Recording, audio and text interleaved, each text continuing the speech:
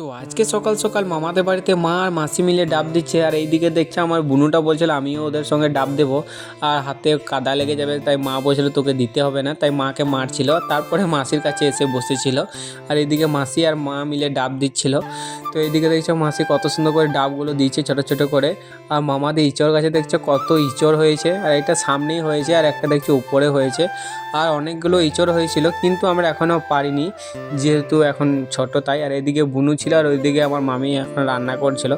তারপরে বুনু আমিও আমাদের বাড়ি গেলাম, আর বুনুর কাছ থেকে 10 টাকা পয়সা নিলাম দোকান যাব বলে। তো এইদিকে মামি আমাকে বলেছিল বুনুর জন্য কিছু আনতে, তো আমি যাচ্ছিলাম, আর এদিকে দেখছি দুটো বুনু ওদিকে বেরিয়ে গেল।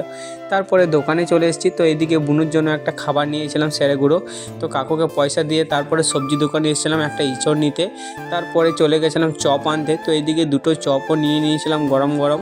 তারপরে চপ নিয়ে এখন আমি সাইকেলে করে বাড়ি যাচ্ছি। তো আজকে ছিল এইটুকুই ভিডিও, চলো বাই, টাটা।